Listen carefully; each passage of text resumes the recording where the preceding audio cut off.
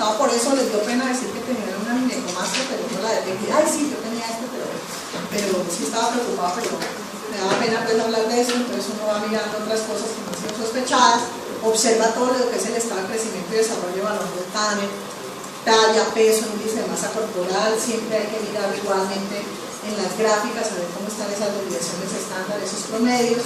Discutir otras preocupaciones que tenga el paciente, eso uno le va charlando, le va explicando, a diferencia del niño chiquito que uno lo trinca a la fuerza y llora y le hace, y aquí ya colabora, casi siempre.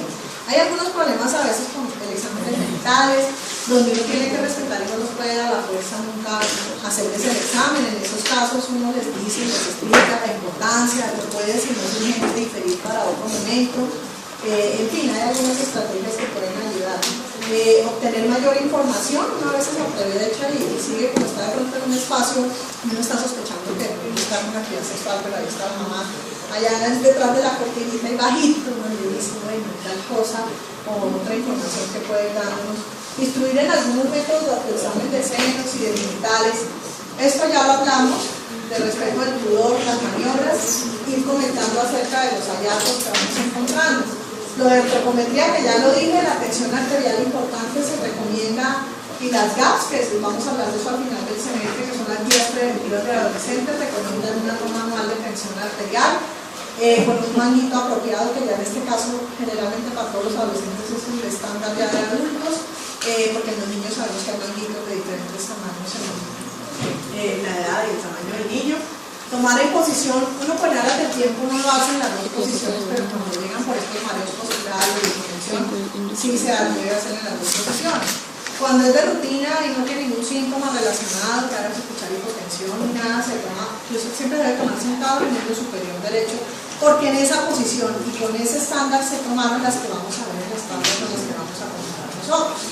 Se comparan las cifras y debemos disponer de las tablas de tensión, y si la tensión arterial está por encima del percentil 90 para la edad y según el percentil de talla y el sexo, se debe repetir 3 veces en un mes, porque a veces puede ser más emocional, la hipertensión de bata blanca, o lo hacemos al comienzo y al final que ya esté más relajado, volvemos a repetirlo, lo buscamos en otra ocasión para volver a tomar la tensión arterial. La agudeza visual ya hablamos en la revisión por sistemas, pero entonces es difícil disponer de tablas de Snellen, pero si la tenemos nos sirve para evaluación de miopía, que es la patología más prevalente. Sin embargo, se recomienda que lo vea por lo menos optometría, oftalmología, una vez en cada una de las 3 etapas de la adolescencia, o si nosotros con la tabla de Snellen vemos que como que de lejos no está viendo bien, o él nos refiere síntomas que de lejos no está viendo el tablero, enseguida lo vamos a remitir una vez al especialista. A veces hay que detectar también otros problemas y el seguimiento, pues dicen cada 1 o 2 años, cuando ya hay algún problema debería ser anual, cuando no por lo menos una vez en cada una de las 3 etapas de la adolescencia, mínimo una vez esto ya lo dije, porque la hipoacusia tiene algo de prevalencia en un 6% de los adolescentes, más predominante en hombres. Audiometría, audioscopio es como un otoscopio, pero es carísimo, casi ninguna, a veces en programas de aprendizaje escolar en algunas instituciones los manejan. Es una forma burda pues, de mirar, eso tiene como 5 tonalidades, se va encendiendo un bombillito, uno esticha un botoncito y yo le voy a decir que hoy al mismo tiempo que se enciende el bombillito. Es un otoscopio adecuado, como una especie de audiometría rápida y gruesa, pero nos puede ayudar para tamizajes grandes. Lo que pasa es que es difícil de conseguir. Y mirar las causas de hipoacusia más frecuentes, y cuando se ha tenido alguna de estas en la historia, pues tomar la función de hacer estos tamizajes.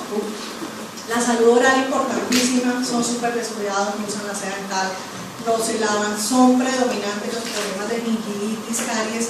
En las últimas estadísticas, según los reportes de RIPS de instituciones de salud en Colombia para atención de adolescentes, en el Ministerio de Salud, que yo hice una revisión del año pasado, los problemas odontológicos son los más prevalentes como motivo de consulta en el adolescente, porque ahí juntan todo lo que va a ontología y lo que va a medicina, pero digamos que es bastante prevalente para tenerlo en cuenta. Y siempre se recomienda, dentro de la norma inclusive 412, en el manejo integral del adolescente, que tenga una remisión a salud oral. Examen del cuello, examen de la piel, las negras, que es frecuente, saberlo detectar, manejar. Esto que no tiene ninguna diferencia con el examen pediátrico, mirar soplos, mirar ritmo cardíaco, el examen de abdomen para ver masas, dolores localizados. Y me detengo en 2 o 3 cositas que son importantes, que de pronto los chiquitos no las evalúan, pero que los adolescentes de rutina sí lo deben hacer, y es mirar la columna. En ese caso sí, a veces la batica estorba, es preferible que esté como de pronto con la ropa interior, con una pantaloneta de los muchachos o con ropa interior, para mirar la alineación de escápulas, la alineación de hombros, de crestas ilíacas, que si hay asimetría ya nos dicen por lo tanto hay un problema. Muchas veces no tienen dolor, muchas son asintomáticas. El test de Adams es una forma rápida y fácil que se le pide pues, que se incline hacia el paciente. Yo creo que el lo ve, ya en escoliosis grande puede haber asimetrías. Y esto se hace porque la escoliosis juvenil idiopática es frecuente en la época de estirón, sobre todo en las niñas, es un poco más prevalente en las niñas y es la causa más frecuente de escoliosis a esta edad. Los tipos más comunes son torácica izquierda y lumbar derecha, que ustedes ya rotaron por ortopedia, todos, ya la vieron, porque son más hechos que yo en el manejo de este tipo de patología, pero tenerlo en cuenta siempre los adolescentes en el examen físico. La glándula mamaria en las niñas, para evaluar TANER, detectar algunas anomalías que son frecuentes, como asimetrías, hipomastias, hipertrofias, la presencia de masas, afortunadamente el cáncer es rarísimo en la adolescencia, ya en mujeres más jóvenes cuando hay estos marcadores genéticos ya pues es diferente, con historias familiares importantes, son más basas de líneas, por ejemplo el fibroadenoma, los quistecitos pues, simples de la enfermedad fibroquística de seno. En las niñas ya que tienen TANER mamario 4 o 5 más grandecitos se les puede empezar a enseñar técnicas de autoexamen. Estas son pues algunas, la glándula mamaria supernumeraria, uno cree que no, es relativamente frecuente que consultan es con una masita axilar que crece y duele antes de las menstruaciones. Entonces pues de pronto uno toma una ecografía para ver si es hipnáticos, si realmente es una mama. A veces con fines estéticos pues hay mucha molestia, dolor, se podría hacer una extracción quirúrgica. Entonces como tener en cuenta pues esto al examen, lo que es el autoexamen. En el hombre la ginecomastia es fisiológica y transitoria cuando ocurre en cierto momento del desarrollo, generalmente entre TANER 2 a 3, en una edad entre 13 y 14 años, puede ocurrir hasta en 2/3 partes de los adolescentes. Como les digo yo, si en su salón son 100 niños, 60 o 70 pueden tener esto, no es raro, pero ellos se asustan mucho y puede ser unilateral en un porcentaje de casos que a veces se asustan pensando que es una masa patológica, puede doler y solamente un 4% puede tener tamaños grandes, o sea, lo que imagino como un TANER mamario 3 o 4 de la mujer, generalmente es solamente el botoncito como si fuera un mamario de la niña, ¿sí? Y regresa antes de los 2 años, entonces generalmente lo que hacen es observarlo, tranquilizar al paciente. Obviamente en algunos casos, si hay una ginecomastia en un niño que no ha empezado a pubertad o en un adolescente, que ya no es adolescente, sino un adulto joven que apareció tardíamente, siempre hay que pensar en algo patológico y no hablar solamente que es simplemente una ginecomastia fisiológica como criterio del adolescente. Siempre que llegan con esto, pues hay que hacer un examen genital para ver si coincide con esos TANERs la aparición y descartar patologías como neoplasias, por eso el examen de genitales para ver si hay un tumor testicular, la hepatopatía, nefropatías. Algunos medicamentos como la simetilina, como el ketoconazol pueden producir los efectos que tienen estrogénicos, pues de estimulación de estrógenos, pueden producir también ginecomastia. El consumo de marihuana se ha asociado, entonces dentro de todo el HEDS que preguntamos en drogas, importante siempre preguntar esta parte. Entonces ahí está pues el grupo de la ginecomastia y ya para casi terminar lo que es el examen de genitales. En los muchachos siempre hay que hacer examen genital, siempre usar guantes, por aquello pues de protección en salud y por también la parte que tiene que ver con respeto, pudores, con el contacto directo y con protección, y para que ellos se sientan más cómodos.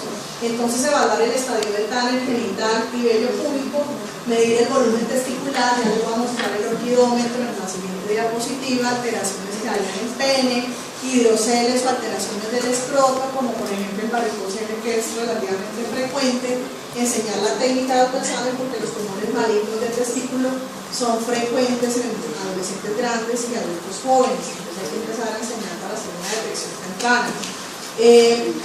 Las letricas, los numeritos, desafortunadamente salieron al revés y algunos están borrosos.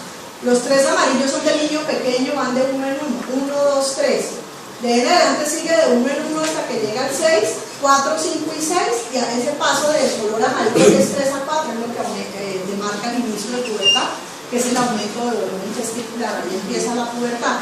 Después de 6 salta de 2 en 2, 8, 10, 12, y los rojos ya son los de TANER 5, hombre adulto 15, 20 y 25. Entonces, si uno lo viene, compara cada testículo con el orquidómetro y puede describir en el examen físico, por decir, TANER genital 2, vello púbico 2, volumen testicular de 5 centímetros bilateral o de pronto de un lado es 4 y del otro 5. Puede haber pequeñas asimetrías que no deben pasar de los 3 o 4 centímetros cúbicos de diferencia, porque si ya son marcadas las asimetrías hay algún problema en los dos testículos. Hay una atrofia del uno, el otro está muy grande porque tiene un problema. El autoexamen de testículos, que hay algunas cosas, y el varicocele es relativamente frecuente, de 5 a 15% en el grupo de 10 a 20 años. La mayoría de veces, si se considera que digamos, puede ser una variante o ser secundaria a la variante anatómica, es del lado izquierdo, ¿saben por qué o no? Ustedes ya van a ver la vena espermática izquierda, ¿dónde es? En la renal. Con un ángulo recto así, eso predispone más al tipo retrógrado y por eso hay más varicocele izquierdo que se explica por esa variante, pues por esa explicación, digamos, anatómica. Del lado derecho es raro porque pues, desemboca directo en la cava formando un ángulo más agudo que no debería producir ese flujo retrógrado y siempre hay que investigar desde el lado derecho que haya una masa que esté obstruyendo. Entonces hay que hacer siempre exploración quirúrgica por el lado derecho. Examinar, yo a los adolescentes siempre les examino genitales de pie. Es más cómodo y además pues, de ver el TAN, ver todo, es para evaluar varicoceles, les hago hacer maniobras de Valsalva, porque hay varicoceles circulados pequeños que son los cuando hay maniobras de Valsalva y que no tienen síntomas. Si es sintomático, es grande, produce una atrofia del testículo que uno la mide con el orquidómetro y se está desarrollando una señal importante respecto al otro lado, o si es del lado derecho siempre se recomienda cirugía y cuando uno remite al urólogo hace un ecógrafo para evaluar mejor la magnitud de ese varicocele y tomar decisiones. El examen de las niñas. El examen pélvico consta realmente de 3 partes, ustedes ya pasaron por ginecología. No a todas las niñas de rutina se le dan a una consulta adolescente, se les hacen todas estas 3 partes.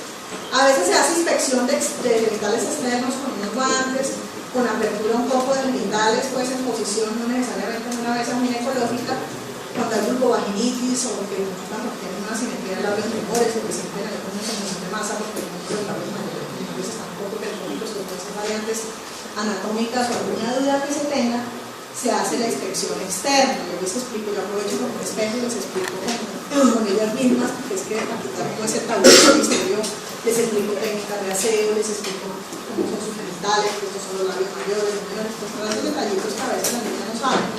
Pero de rutina uno necesariamente no hace eso, sino si no hay ningún síntoma y está apenas una niña chiquita empezando su mira por fuera para ver la distribución del vello, ¿sí?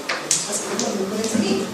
Si ya son niñas sexualmente activas y con sospechas de EPI, estamos por allá en el rural donde tenemos una ecografía y hay que mirar algunos signos como la movilización del cuello, inflamación del cuello, pues ya es diferente, ya se hace espectroscopia y la palpación manual, o sea, se hace el examen completo. Hay algunas indicaciones de cuándo hacer el examen pélvico en adolescentes.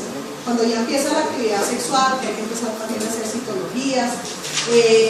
Si no han tenido actividad sexual, la citología antes se decía que era a los 18, ya se sabe que hay una relación con papiloma, entonces no se justifica sino más tarde. Es muy raro que a los 25 haya mujeres que no hayan tenido actividad sexual, pues en promedio está el 80% a los 18 años ya han tenido relaciones sexuales según las estadísticas, pero bueno. En algunos desórdenes menstruales, dolor masa pélvica, la ecografía pues ayuda mucho a las niñas que no tienen actividad sexual para no ser sometidas a estos exámenes todavía. Ya para terminar, se hace un diagnóstico que siempre debe tener 2 partes, el diagnóstico de la patología orgánica y el diagnóstico psicosocial. Por lo menos ubicar es un adolescente, por decir inicial, de bajo riesgo psicosocial, de mediano riesgo por esto y esto y esto, se hace un análisis, o de alto riesgo. Eso lo vamos a aprender mucho en un taller que vamos a tener al final de historia clínica de clasificación de riesgo psicosocial de adolescentes, para que se vean un poquito más muchos en hacer eso. Clasificar, tratar de semaforizar parecido a la ley, o sea, y eso lo vamos a ver de acuerdo a los criterios cuando hablemos de enfoque de riesgo. Y de acuerdo a eso, pues ya se entra a hacer todo un manejo, donde primero se da explicación clara al paciente y a la familia, se puede utilizar esquemas, diagramas, pedirle retroalimentación de la información, y siempre promover autocuidado, dejar tareas. Yo les dejo que el diario de la cefalea, de esos síntomas somáticos que a veces uno está observando y no son muy claros, nos pueden ayudar un poco a ver cuál es la evolución, asignar tareas, que haga el calendario menstrual, que haga precisamente todos estos diarios de evolución de síntomas, y al final se hace entrar a los papás, o si están ahí, una conversación breve también delante del paciente, que no se vea que rompemos, pues nunca debemos romper la confidencialidad sin haberle avisado al paciente. Entonces es importante ellos se den cuenta que se pueden hablar con los papás, respetando los aspectos privados que son muy graves y que no ameritan confidencialidad.